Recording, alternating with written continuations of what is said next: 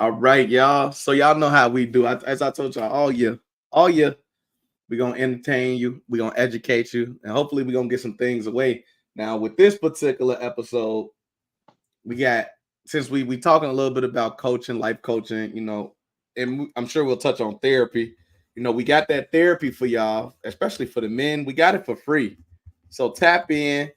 I don't care how many of y'all like, subscribe, share, and comment something that you learn while watching the video on my YouTube channel.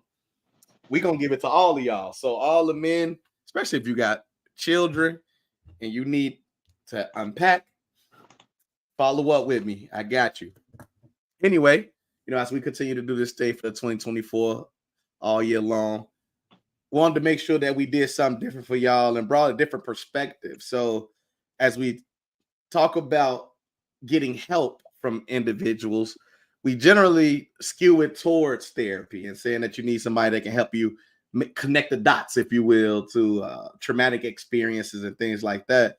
But then on the other side of that, you have folks like my guest here today that focuses on the life coaching aspect of it, which is a little bit different than therapies. And so we definitely want to talk a little bit about what that is and get into the nuts and bolts of that, while also just having an honest conversation about the black male experience here in America, because it's a real one.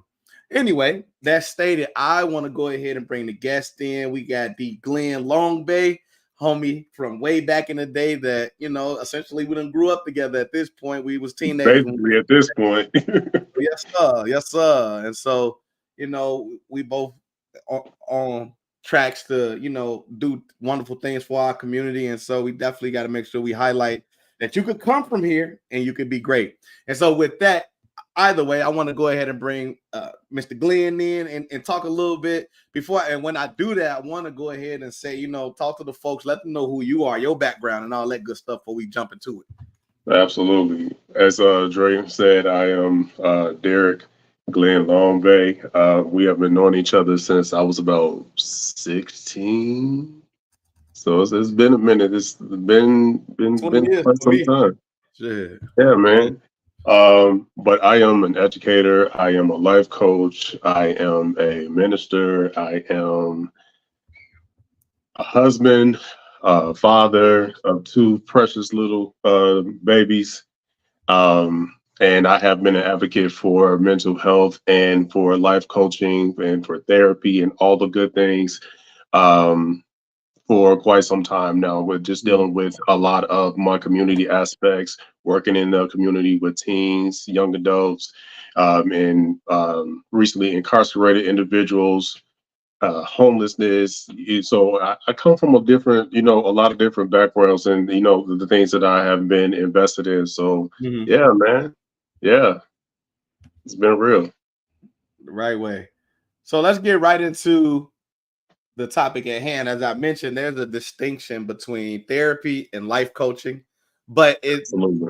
but they are interconnected in a way, especially because of all the things you mentioned that you have supported, including homelessness and adolescents and all of those other facets of yourself that you mentioned.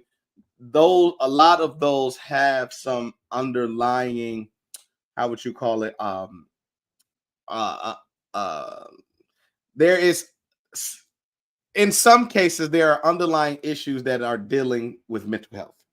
Mm. And I wanted to see, first question, right? Like, what would you say are the main distinctions between life coaching and therapy in terms of like the goals and outcomes that you have for folks that have a conversation with you? Well, honestly, I think that life coaching and therapy has some of the like similar goals in mind. It's just all about the wealth and health, the wealth. I mean, the health and the well-being. Sorry, of individuals who are seeking to go to the next level. The Mhm. main difference between us and the therapist, like as a life coach, is the fact that that's where you're going to get the diagnosis. That's where you're going to get the science behind what's Okay. going on. And life Mhm. coaches are more on the practical side of things. We don't diagnose. We don't um, like treat you for any disorders you may have or anything of Mhm. that nature, but we can give you the tools and the steps to overcome those things. So if you come to me and say, hey, I'm an individual dealing with ADHD and I'm having a difficult time with staying on task, I can give you those tools to help you to stay on task and give you practical things that will help you navigate your everyday life. Versus with a therapist, they'll just tell you like, okay, this is why you are responding the way that you're responding because the chemical imbalances in your system and blah blah blah. And so that's the main difference. I always tell people, therapy tells you the why, I tell you the how. Okay. I hear a lot of theory versus practicality in there too. Like Absolutely. they're giving you the understanding of what is actually going on with you, and you're giving them the enlightenment to move forward after they get the understanding. Or Because at a lot least of times too, when people hear different diagnoses, they think that that's the end, or that I'm going to always be this way, or they yeah, get real stuck and finite in those diagnoses. And I yeah, think that's where the life coach comes in to be that motivator that says, just because you're struggling with X, Y, and Z doesn't mean that you can't overcome, or doesn't mean that you can't move forward, or you can progress in life. So, how long have you been a life coach? I have been a life coach now for 7 years. Okay. I recently completed my master certification a year ago. Master certification, as in, so you went to college to become a life coach? No, so there's different licensing programs that you can Okay. join, even though life coaching isn't necessarily a regulated, it's less so like we don't have to have licenses by the state or anything of that nature, but there are certain programs that are more in depth and more integrated with making sure that what you're doing from an ethical standpoint as a life coach is monitored and things of that nature. So Okay. as a master life coach, I have the ability to train other coaches as well Okay. as teach on individual group hmm level. Okay. That's interesting. I had a question about ethics, so let me see if I could. In fact, so going, I thought I had a question, but I can ask a question. So, when you talk about the ethics of life coaching, because I wouldn't necessarily, well, I would obviously think about some of those implications, but what could that be in terms of being ethical as a life coach? What does that look like? So, and honestly, like this is where a lot of the overlapping things come in at, because first of all, as a life coach, my main priority is the health and well-being of the person or the group of people that I'm coaching. So what that means is I'm taking that priority. So if you come to me and say, hey, I'm having thoughts of suicide, things of that nature, because I am a mandated reporter, I'm going to have to, reach out and tell someone like, hey, this individual shared this information with me, blah blah blah. But also outside of those barometers, like anything that doesn't cause self-harm or harm to others, I made sure to maintain a level of confidentiality as well, Okay. because I want people to feel safe and feel like they can trust me, and that like there can be some vulnerability there, because as a life coach there has to be a level of vulnerability there as well, because I can't fix or address issues that are not going to be talked about on a level that is very free and without the pretense or without the mask, as I like to tell people that we always like to wear as people. Right. I go back to this idea that the Japanese came up with, that we wear three faces. The ones that we see when we look at ourselves, or we know ourselves most intimately, the ones that we put out for family and friends, and then the ones that we put out for the world. You know, Absolutely. I love going back to that. I think that is so very true. So And I that's did end up, especially true for Black yeah. men as well, because it's Mm, like we, especially like with these ideas of code switching and things like that, like we have to show up differently than most people in the mhm. world. And so, yeah, You on your phone? yeah, Rotate the phone the other way, other view. There we better. go. Yeah. I don't know why I didn't tell you to do that in the first place. All right, cool. That's Okay. all good. Yeah. So okay, you talked about the supportive nature of it, this vulnerability, and that is a part of the ethical practice, making sure that people have space for that essentially. And so So that ties in with a question that I had. So how do you approach supporting your clients in setting and in man, hold on. My questions are all out of sync. I had another safe space. What am I doing here? Wait a minute. Wait a minute. Technology, man, what's happening? Man. No. Where is it? I'll have to come back to it. Since we started on the question, we'll go with that one. You know what? I'll even go with this question. Let's do this. So, what would you say are the types of issues or challenges that clients typically seek help in life? Seek help with in life coaching. So typically, like I said, therapy provides the how. I mean, the why. We provide the how.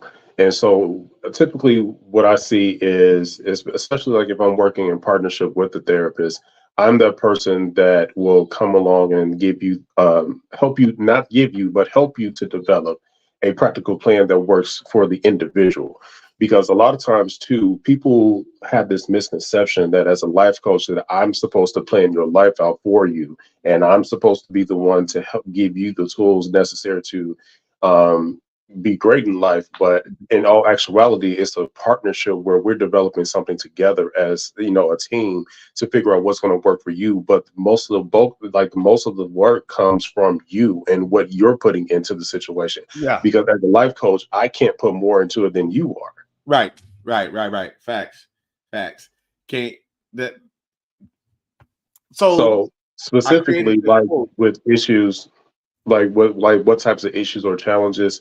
So let's say if I'm working in a relational type of coaching setting where an individual or a couple has come to me and say, hey, we're having issues with communication. Mm-hmm. um, I would give them practical steps to dealing with those areas of the lack of communication, or just trying to like figure out exactly what the breakdown is when it comes to their communication. And Mm-hmm. then once I point out those issues, we then develop a plan together in Mm-hmm. order to get them to a better space in communicating. Mm-hmm. So now I guess that can tie into this next question that I had in terms of the approach that you may take to support your clients in helping them to actually set and achieve those goals. So what does that piece look like? All right, couple came in, they have issues with their communication. You've discovered, some opportunities where they could actually improve. So what is the next steps? What is the process that help them towards improvement? Well, one, it's about setting a necessary boundary for myself. I tell people all Mhm. the time when they're speaking to me, do you want the friend Derrick or do you want the life coach Derrick? Because life Mhm. coach Derrick is going to be a totally different person. Mhm. As a friend, you can lean on me and depend on me. You can call me whenever you want, and it's okay. But as far as me being the life coach Derrick, I have to set Mhm. those necessary boundaries, first and foremost, because what you don't want to do is create a space for your clients to be codependent on you and Mhm. not be able to function on their own. The Mhm. job, like the main goal as a life coach, is for us to help to develop and help to ensure that this individual is focused on an inward look where they're addressing these issues and trying to get them on the path to tackle them on their own and Mhm. setting them up for success that way, so that when Mhm. future things come up, then they'll be able to manage and deal with those situations. Okay. Um, so, so like for instance, with the couple that is lacking in communication, after Mhm. I figured out what the issues are, I will set up different practices for them. So I'll give them a scenario, say, okay, if let's say, you know, you're arguing about the upbringing of your children Mhm. and the particular, because I'm actually giving you a situation I recently had. Mhm. There was a particular situation where a couple had an issue with different religious backgrounds. Mhm. One of them was one religion, the other one was a different religion. And they were arguing about, you know, how to bring up their children. And as I was listening to them, they both had the same concerns. They both had the same issues. And so but they weren't listening to each other. So Mhm. what I did was like, wait, stop for a second. Did you just hear what they said? And they were like, yeah, blah, blah, blah, blah. I'm like, no, that's not what they said. Because oftentimes people are listening to respond and not listening to actually hear and understand what's going on in the Right. situation. And so what I did with that situation is like you're both saying the same thing. And you both have this ultimate goal, the same ultimate goal in mind. You just have to figure out a way to bring it together. Right. Right. So So how do you help a couple like that bridge the gap though? So what would something like that look like?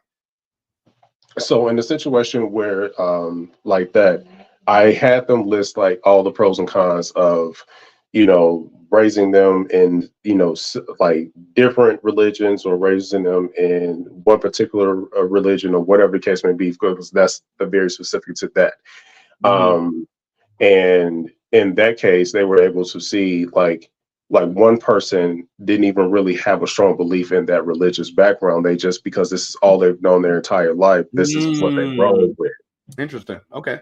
And Yeah. so then, with the other one, it was more so of a laid out, well thought out plan that, this is the reason why I believe what I believe, and I stand firm on it, blah, blah, blah. Mm-hmm. And eventually it came to a point where it's like, okay, well, maybe I can explore some of those things as a part of your religious background to see Mm-hmm. if that will work for me. So Yeah. in the end, I got them to understand like it's all about compromise. And if Yeah. you're willing and able to see from the other perspective, then you'll be more likely to solve the problems that you've already been having.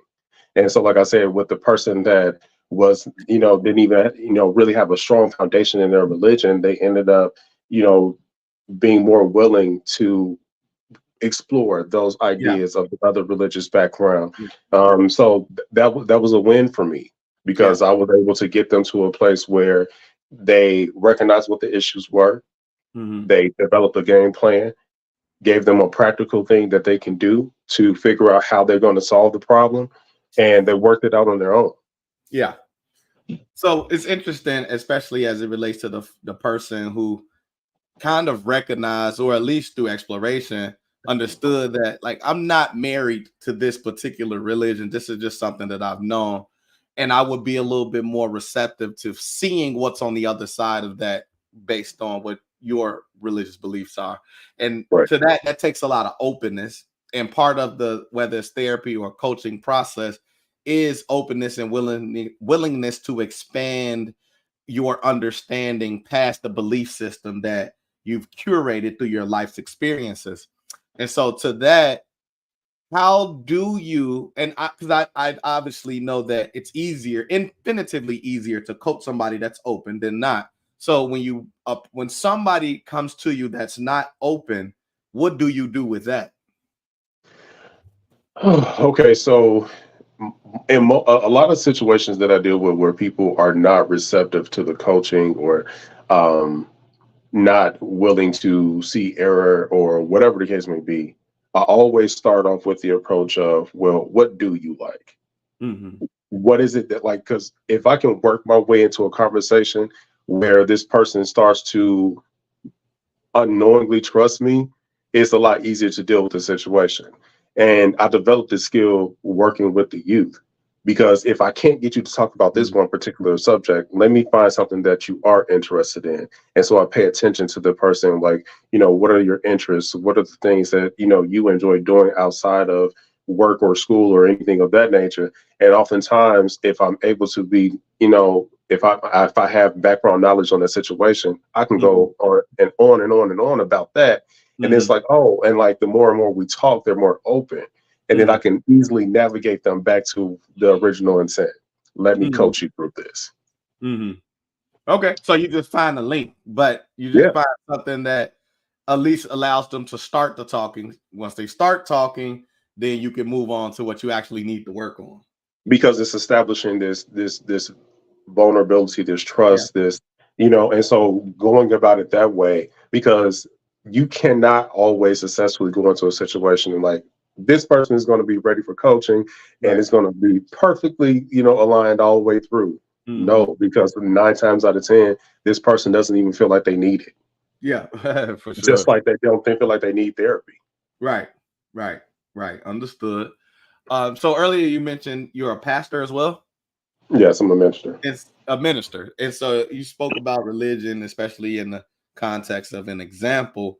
But I wanted to know, how does religion or religion, spirituality, either that you um that you have for yourself, how does that play a role into a coach being a coach for you?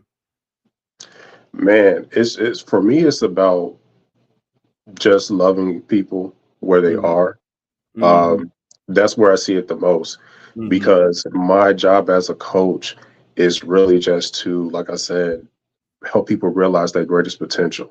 mhm, And if I'm able to do that, to me, that's the greatest expression of love, is just making sure that people are aware of who they are mhm, and how they can use their gifts positively for the impact of the world.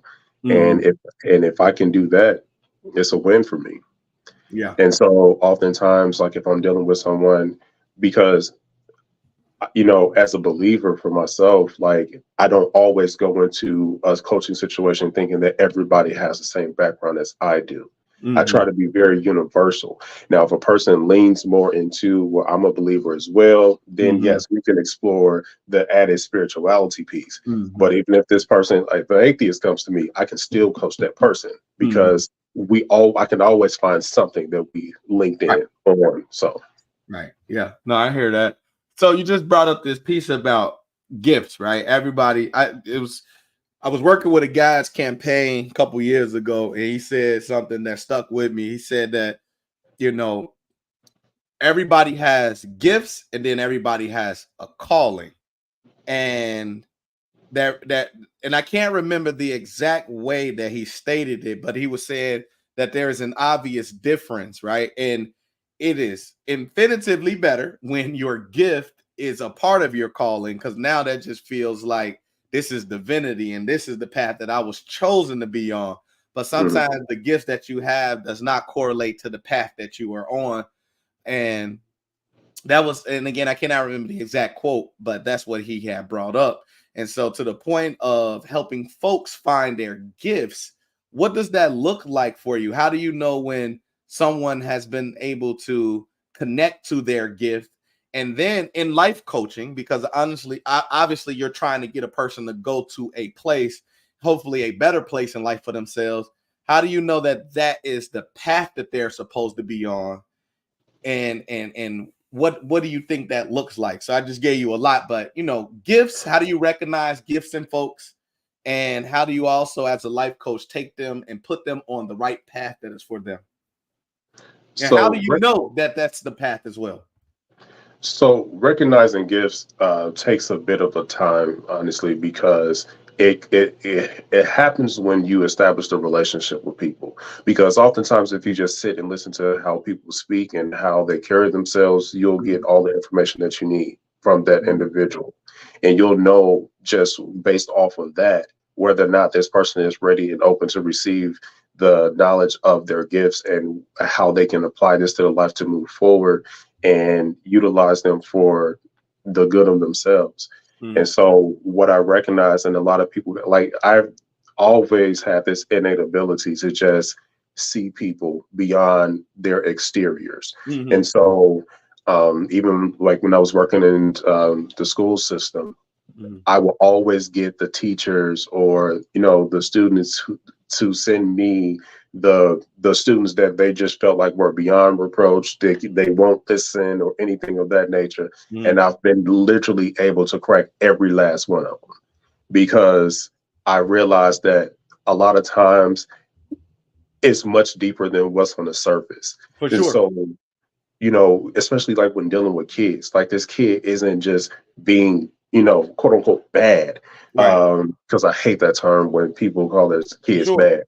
But that That person is kid not being, probably hungry, yeah, probably like dealing probably with, got to saying take abuse care of at little home. sister and brother and Yeah, like for instance, with me growing up, I've always been the person to be like the caretaker for my younger siblings. And so mhm, when I went to school, being that I was the adult figure, in my household, pretty much right. at 8 years old, I wasn't the most friendliest person. I was always quiet. I always looked Mhm. like I had a mean look on my face or whatever the case may be. And Mm-hmm. oftentimes people would, just write me off and just not knowing all of the issues that I was Mm-hmm. dealing with back at home. Mm-hmm. And so oftentimes, like I said, people just don't take the opportunity to see a person for who they truly are.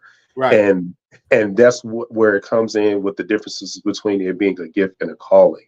I Yeah. am called to, do this with my life. Like this is where Okay. like what I am meant to do. And I know this because I do it in my sleep basically. Like it's almost Mm-hmm. like breathing for me. Mm-hmm. Versus a person being gifted for it. Oftentimes gifted people don't have patience. Mm. Mm. And it Mm. takes a lot of patience in order to be able to crack the code sometimes. Mm. Sometimes it's easier to do it than others, but Yeah. most of the time it's going to take you some patience and some understanding, first of all, to be able to deal with an individual who is seemingly rough to deal with. Mm-hmm. Are you familiar with the poem "Cause I Ain't Got a Pencil"? You Yeah, ever heard that? I've Um, heard that. yeah, cool. Yeah, that's what your reflection reminded me of, and how, especially for youth, teachers never know what's actually going on, partly because they don't ask questions. And I know Yeah, how difficult it can be, and I did sometime as a youth worker, if you will, trying to develop young people into roles of leadership, substitute teacher, also did some STEM teaching of middle school kids, taught in high school, and police, all type of folks, right? And so what I've come to understand from all of the varying levels is that people have layers and there's a lot going on, and you will never know all the things going on, especially if you don't ask questions. And so to indeed. that end, though, I'm gonna surmise that when those young people were coming to you, they were probably African American. Yeah, in most cases. Yeah. But I've dealt with a diverse group of kids, but Okay. mostly 80% of them were African American. 80%. So yeah, we dominate in terms of the bad kid category. So to that end, though, right? And I'm gonna go ahead and surmise further that the majority of those were male young Yep, men, right? Yeah. So absolutely. what do you what do you think is the struggle for the young black male and just males in general, black males in general, here in this place called America? It's a lot.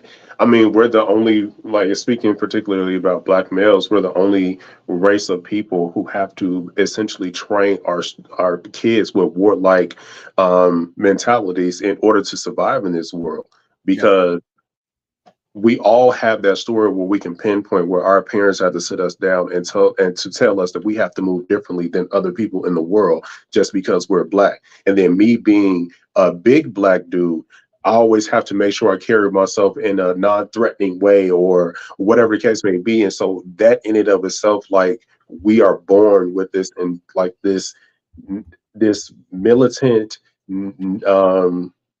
ideology where Yeah. we have to always, because I can remember as far as back as, when I was 6 years old, my dad would always tell me, watch your six. Watch your six means pay attention to your surroundings. Mm-hmm. Don't walk into a space where you don't know what's going on. Mm-hmm. Always sit with your back Towards the towards the towards door, the door. like, Know where you know all what I'm the saying? exits at. You feel And me? so it's exactly know Yeah, where all that your exits at. situational awareness is just preparation for the bullshit. So I fucks with You know what I'm that. saying? That's And dope. so I don't know if you got to that's be the black to do that, but that's just good preparation. Period. But I hear you though. right, Yeah, right. But I feel like we get that at an early age though. And yeah, then you're dealing with, what I'm saying, that the fact that, majority of us are dealing with, impoverished situations. yeah. Um, Given that, job security is always an issue, food security is always an issue. And so when you have these issues that are always present, it's Mm, difficult to navigate that, especially for a child. And then even if you do learn to navigate that when you grow up into an adult, you always have this, well, not always, but 9 times out of 10, you're going to have this defensiveness about yourself because mm, you're so used to having to protect yourself in varying situations where it's so difficult for you to open up. yeah. Because even when it came down to my wife, I told her, listen, I've been cheated on in the past before, so you're gonna have to work hard before I even open up myself to you. Mm. And that's not fair to her because it's like she's going Mm. already coming into the situation with baggage. She's That's always a coming into handicap the situation. on me. You're the You know what I'm handicap saying? Like, woman on me. and so, I had to learn how to break that barrier. Like, dude, like she did nothing wrong to you. Yeah. And until you get yourself to a place where, you cannot blame her for the past, you need to kind of just chill before you get married. And so Mm. there was a lot of work that I needed to do within myself before, I even said I do. Mm-hmm. That's real. That's real. So taking it back towards the culture piece. So how do you, with all of this that you've gone through, the trainings that from a young age, how do you bring that into the sessions? How does that manifest itself for you? Well, first is I always start, every session with something as simple as I understand.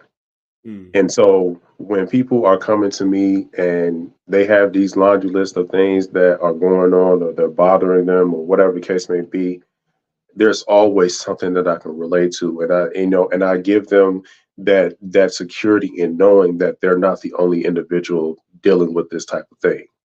And so that in and of itself, giving them the security to be vulnerable, to be open, to be exposed, if you will, that allows me to get a lot further than to just go straight into, this program mindset of, okay, well, we have to follow this program, we have to do Yeah. this way, and blah, blah, blah.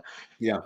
I always let them know that this is a shared experience in a Mm-hmm. sense of I'm going to be as vulnerable with you as you are with me. And so Mm-hmm. if there's things that we can relate on, I give them that Mm. because that's something that we can't do in therapy. Therapy kind of, you kind of have to be the person with the pad and the pen Mm. and not sharing so much of yourself. Whereas in life coaching, we can do life together. We can share life together. Now, there are still boundaries that I have in place because I'm not going to tell you all of the issues I have going on because that's not what that's for. But it Mm. is so that you can find that relatable piece for you to be able to trust me to help you to move forward. Mm-hmm. So one of the things that struck me, number one, it's always a great day. I believe in black love all day. So I'm happy that you were able to find happiness and find a wife.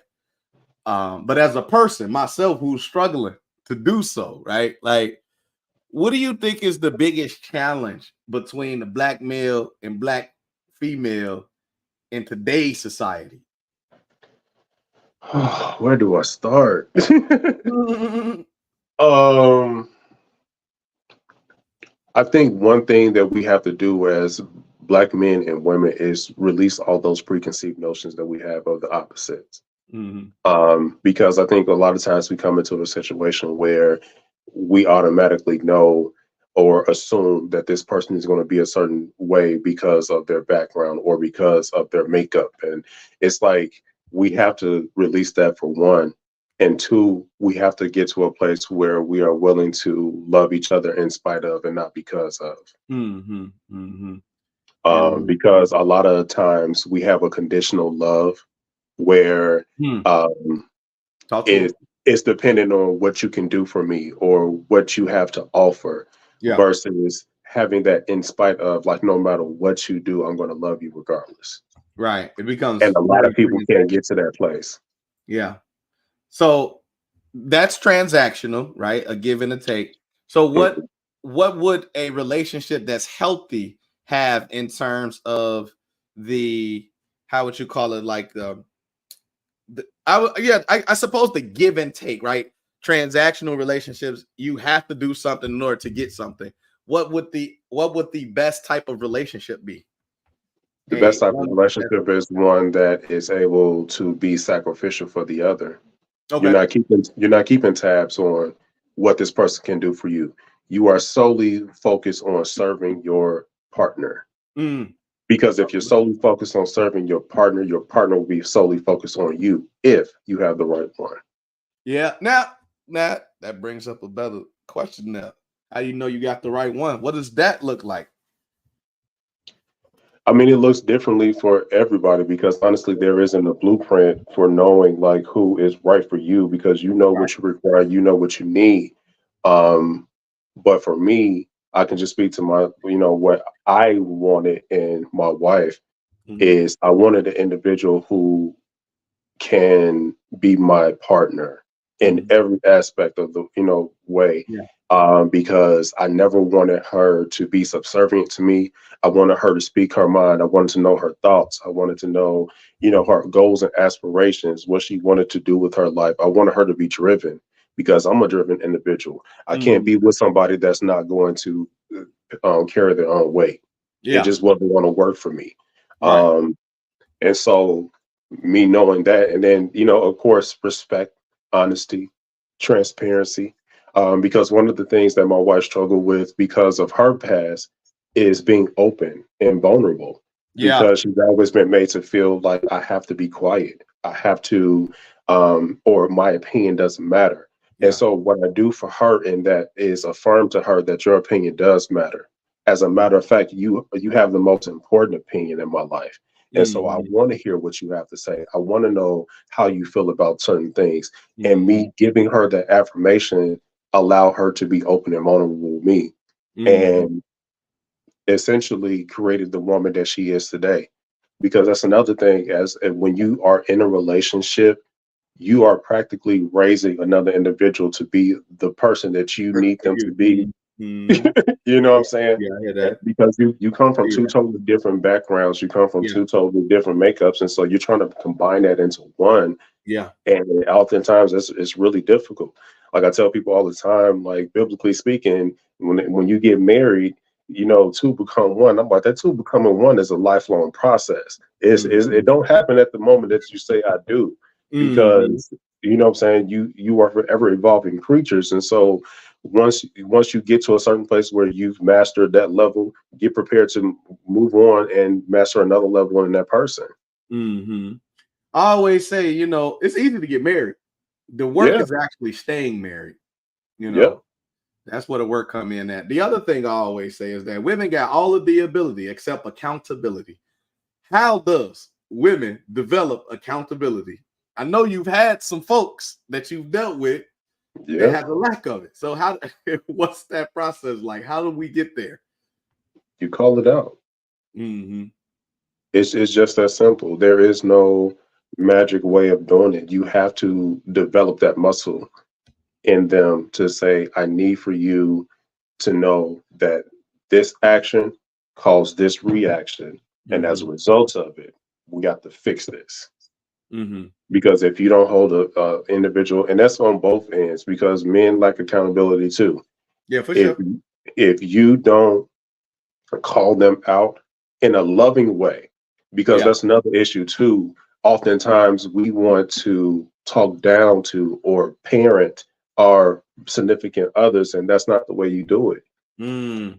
You have to lovingly approach the situation and let them know, like, hey, this is bothersome to me, and I don't want to continue to allow this to go on without me speaking on it, because if I do, it's not going to do anything but create tension in me that I don't want to have towards you. So Mm. I'd rather address it, because I mean, me and my wife, we've had to get to that point where we're able to come to each other and address certain things, like, hey, I just want to have a conversation with you. And then we also have to kind of warn each other sometimes, like, this is not an attack. So please don't take it as an attack. Mm-hmm. This is just, some things that I've noticed or some issues that I would like for us to fix together. Because as long as you have this idea that you're fighting together and not against each other, Yeah. you'll always win. Yeah. Yeah. That's good. Miss Brown mentioned earlier communication. So that's obviously what that is. That's just being Yeah. able to communicate with an individual the way that you would want to. One of my biggest challenges is I still sometimes feel I lack the emotional intelligence to say the things the way they need to be said for the other person, because I like to just put it there and there, so there's no misconception about what I'm trying to share. But I recognize that can always be harsh. And then the other thing that I typically tend to do is not even want to deal with it. Sometimes I'll be like, it's not worth my peace. I don't want to deal with it. you know. And so I recognize those are two things that I'm constantly working on. Now I'm digging into some books and stuff like that to kind of get better with that practice. Although, you know, I'm an empathetic person and sympathetic, and I understand that, but it's just sometimes I just don't want to deal with it. So, So let me ask you this. What is it in you that makes you want to go the route of avoidance? you know what? I would say that for me, the way that I was raised in terms of how I, and this is something I learned through therapy, how I always kind of drew into myself. I was always the kid, you know, in the room reading. I was always kind of quiet, always working on my work, you know, and it's easier sometimes for me to revert back to that than to try to get somebody to understand, because I like to get stuff done. And I feel like if we're having a conversation in which the outcome leads to nothing getting accomplished, I don't want parts of it, you know. And so that's partly what it is. It's just a it's reverting back to what I know that actually works. Like I know what got me to the point that I'm at. A lot of it was just, you know, falling back and doing whatever I need to do to get whatever I needed done, you know. And so I'm comfortable in that. Mhm. So what are you doing to challenge yourself in that area? Because if you recognize the issue, you know where it is rooted in. Right. What are you doing to fix it? Nothing. Shit, nothing. It ain't a problem. Shit. It Like ain't a I said, problem to me. Since I have known you, you have always been this very matter of fact person. It's just like Yeah, for it real. is what it is with you. There's no pretense, there's no miscommunication, there's no misunderstanding. However, because of Oh that, man. you kind of have to learn to tailor that in a sense of you have to get to a place where the priority for you to understand the other individual Yeah. take precedence over your ability to just revert back to Right. the seclusion and Yeah. you know what I'm saying, because you will never get anywhere. Yeah. Well, relationally, yeah, for sure. Yeah, For sure. Not 100%. You know. but see, like you've always been driven, you know, so Right. that was never an issue for you.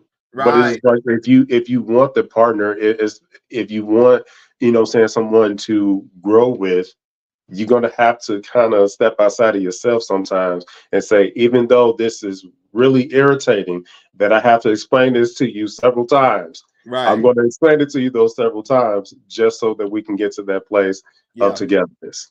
I would say, like I said, so I will say, you know, I I read a lot more in terms of emotional intelligence and understanding how to say things. And of course, I've always mentioned, so I do therapy, right? I was Right. just with my therapist last third Wednesday, and we'll be back the following Wednesday, next Wednesday. And so, you know, I talk about a lot of these things and try to unpack it in there. And then I I but my biggest challenge is in going back and redoing it or saying it in a different way, because again, I get to the point where I'm like, "Man, I don't want to, I don't want to do that. I'm tired of that." Like that's, you know, one day.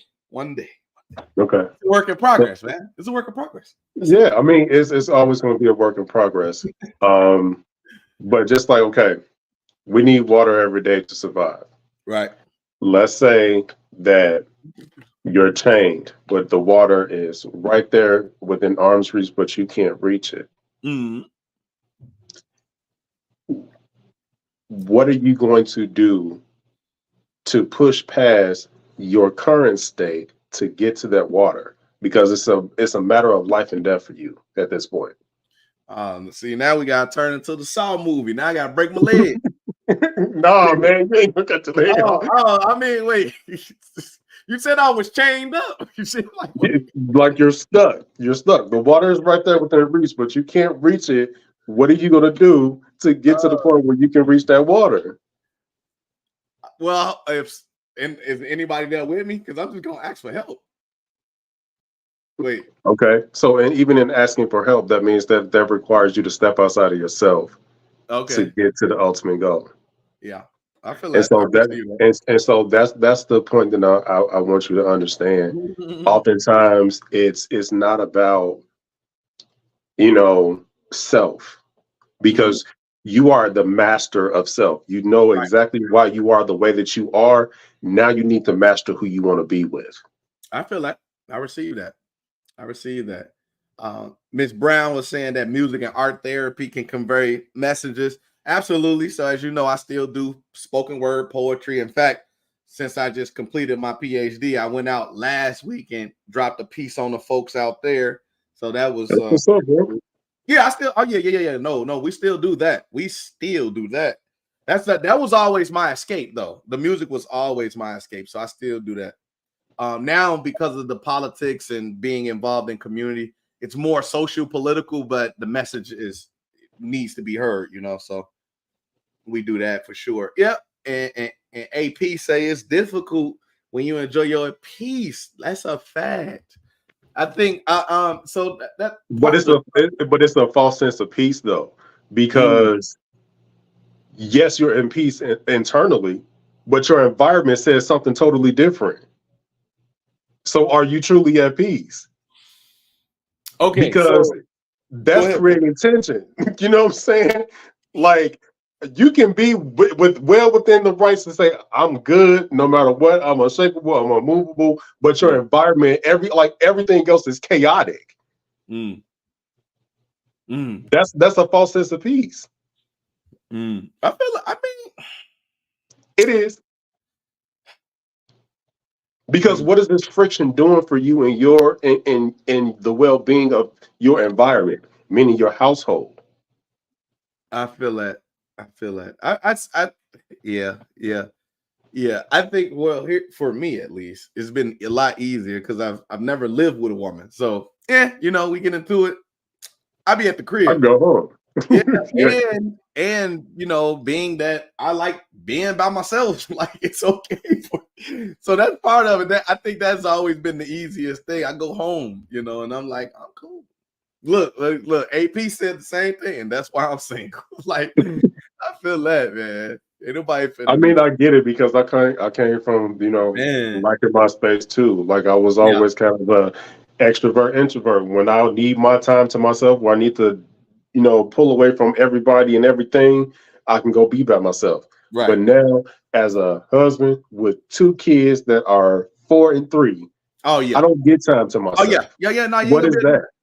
You ain't gonna be able to You do know that. what I'm saying? You So ain't gonna be able to do that. I've had to learn how to find that peace Yeah. in the small windows versus, Yeah. what I'm saying, me getting it all the time like I'm used to. Nah, that's a So I get family it. though. Yeah. Yeah. Yeah. No, understood. So look, let's shift back to the life coaching piece. So can you share any success stories or examples of positive outcomes from your work as a life coach? Okay. So I'm gonna give you two examples. So I'm gonna give you one from an adult situation. I'm gonna give you one from a teen or like a young adult situation. Mm-hmm. So one of my students was that kid that everybody wrote off. He was not doing well in school. His mom would call and say, Mr. Glenn, I need you to come talk to your boy because I don't know what's going on, what's happening. And so, with me developing a relationship with him, me giving him practical tools about how to survive through all of the stuff that was going on, because his mom was having a rough time. She had 5 other children, Mm. and he was the oldest. So, he kind of took on that lead role in making sure his younger siblings were okay. And while she worked, you know how it is in the single parent household, mom's always at work, kids taking care of each other type of Yeah. situation. Yeah. And Yeah. so once he found that solace in me, where it's like he can truly be a kid and truly, dump on me, because I would let him, like, bro, just like whatever you're feeling, whatever you're dealing with, just come talk to me about it so we can fix it. Mm-hmm. Um, And I got him in the 6th grade. My boy is now a sophomore in college. He's doing well. He got a scholarship. And like I said, everybody wrote him off because when I first got him as a student, he had all straight like D's, and I think he had one B, and that was in gym, of course, because we do well in gym. Yeah, right. But everything else he was failing, they was talking about, making him repeat that grade. And I just continued to work with him. And then even after he graduated from middle school where I was, he will come back to the middle school, for just guidance and assistance on, navigating things in high school. And eventually, like, I helped him fill out all of his FAFSA information, college, acceptances and all those things. And he came back to me and was like, I am where I am because of you. And I thank you. And he was like, whatever you ever need, I got you. I was like, bro, I don't need nothing from you. It's all good. But in an adult situation, I had a young lady, actually, because I don't only work with men, I work with women as well. I had a young lady who was really struggling with her identity of herself. And I really got her to explore who she was as a woman, because she was so used to, because she's a beautiful woman. She's beautiful, but she was so used to relying solely on that's all she knew. Like, she didn't know exactly what she wanted in life. She didn't know how she was going to, make it on her own beyond the looks, because she was also one of those women who was used to being taken care of because she was so pretty. So once I started doing that intense work with her, making her, become more aware of self, she stopped with the expectation of people taking care of her and started more so being self-motivated to go out and do for herself. And so she actually just got her bachelor's degree. She's going on to get her master's in social work. Nice. And she's, just doing well as far as that is concerned. And so I have all of these different stories where people, like, man, you truly changed my life, and it's nothing that I'm doing and I don't take credit for it. It's literally because, like I said, I'm able to see what other people are not able to see, and I can pull out that good thing in them to make them want to pursue something so much better than what they anticipated they would ever have. Yeah. That's amazing.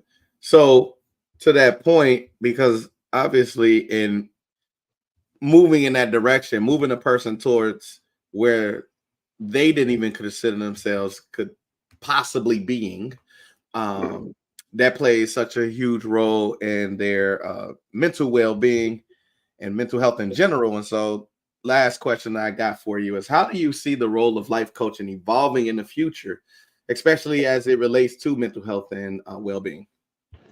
I would love to see more partnerships happening. I am intentional about reaching out to people who I know that are in those, therapy spaces, whether it's, licensed social worker, clinical social worker, or, someone who has psychology background or whatever case may be. I love to reach out to them to, send them potential clients, or just bounce these different ideas off of them, because I believe that if we have more of a partnership when it comes to life coaching and therapy, we would have such a higher success rate. Because oftentimes what I see in therapy spaces is therapists look down on life coaches simply because they don't have the education behind what they're doing. Meaning that they didn't go to school to get the degree, all of those things.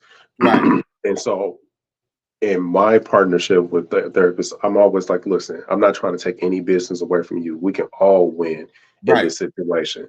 Right. I can, send clients your way. You can send clients my way, because even in therapy, there's only so much that you can do with an individual. And sometimes you have to pass them along to another person that can help them get to the next level. And that's where the, coach can come in, because you've already laid the foundation, and let me build on it. That is a very good segue to the seriously last question right here, because you touched on it, so I got to segue right into it. So you got a person that doesn't know which way to go, right? So what advice would you give to someone that is considering seeking help from a life coach versus a therapist, or vice I will versa? always, I will always encourage a person to start with therapy first. Okay. Don't come see me first, because for me, you won't be ready for me to do the work that I need to do without you actually seeing the therapist. Mm-hmm. Because a lot of times there's a lot of deep seated issues that need to be unpacked that only Mm-hmm. a therapist can do. Once you get past that, beyond that point, and then you and we can partner, and I can tell you, okay, now that you have all of this information, let me tell you what you can do with it. Yeah.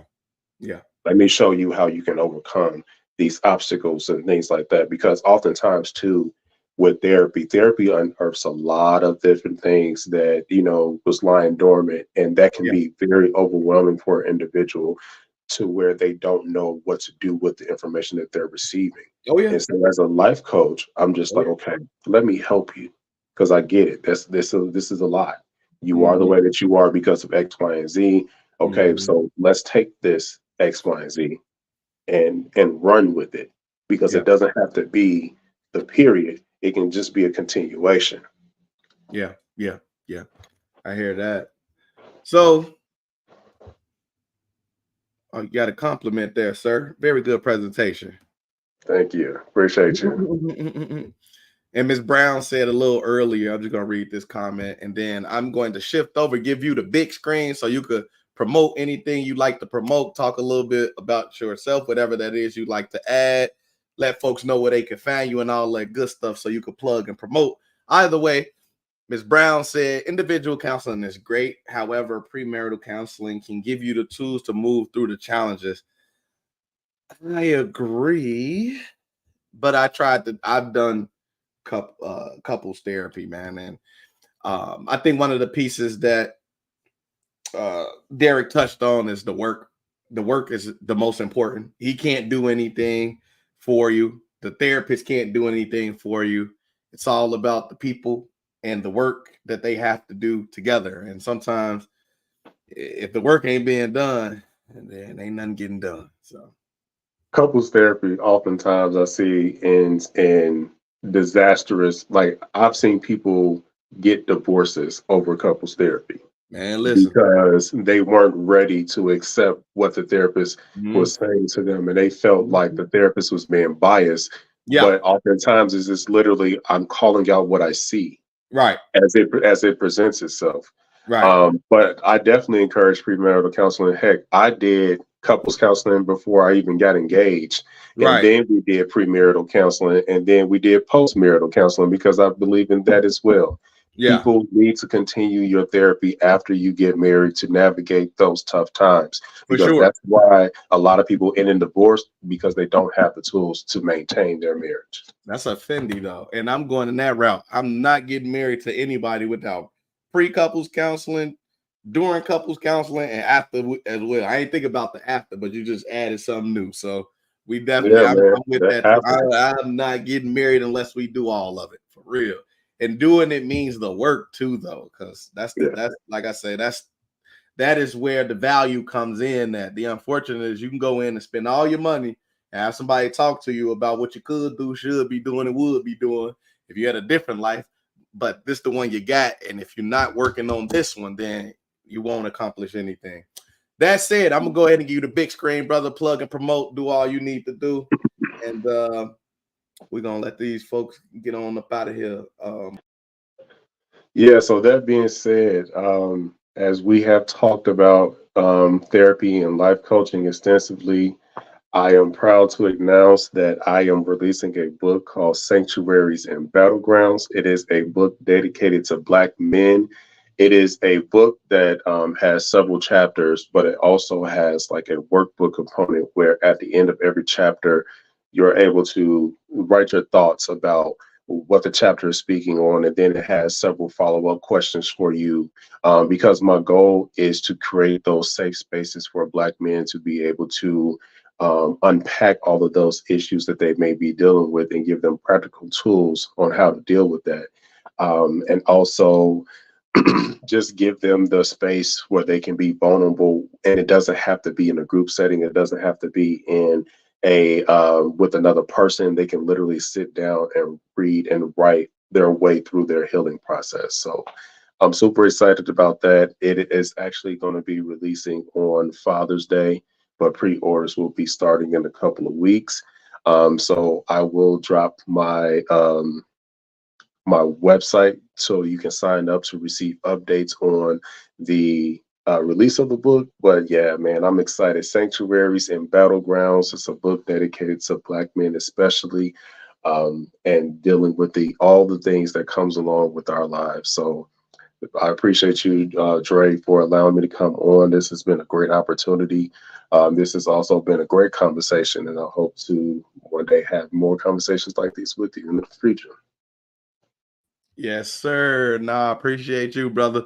Thank you for coming on. Again, we educate and entertain the whole way, So again, Yeah. for those folks tuning in, we got free therapy services for the men, especially if you got a young one, because we know how difficult it can be. So if you need it, oh, she say drop the link, man. Drop the link. If you need those free therapy services, let me know.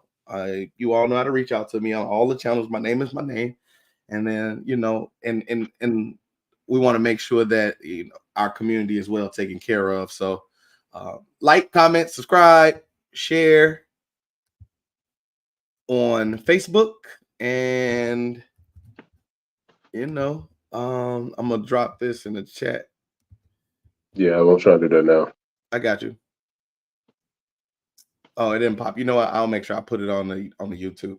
Anyway, so for those that are on YouTube, you can see the link. For those that are on Facebook, I am going to post the link immediately after this onto the same channel that you're watching this on, and you'll be able to um, pre-order, and so that you can, or at least get the update so you can follow along with the pre-order process and then the book dropping process.